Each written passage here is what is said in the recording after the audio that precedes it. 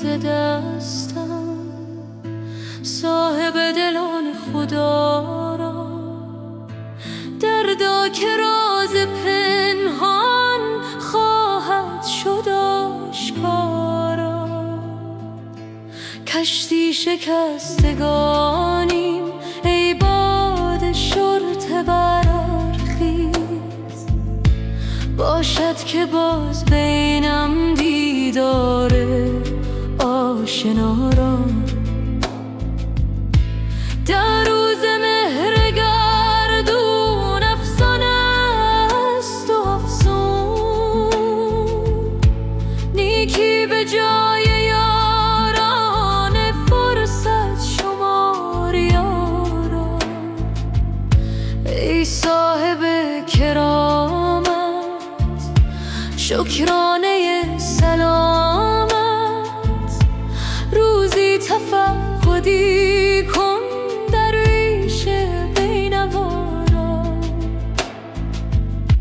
آسایش دو گیتی تفسیر این دو حرف است، با دوستان مروت با دشمنان مدارا. در کوی نیک نامی ما را گذر ندادن،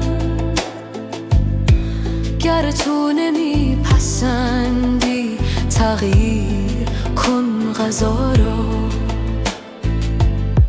هنگام تنگ دستی در عیش کوش و مستی، که این کیمیای هستی قارون کند گدا را. سرکش مشو که چون شمع از غیرتت بسوزد،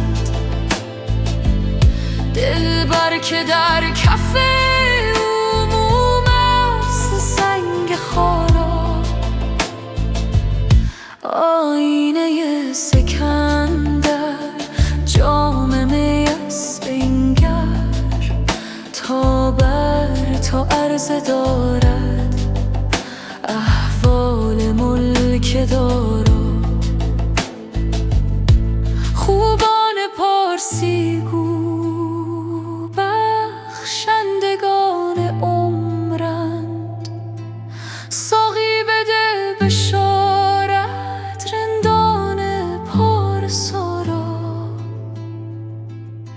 حافظ به خود نپوشید این خرقه میالود، ای شیخ پاک دامن معذور دار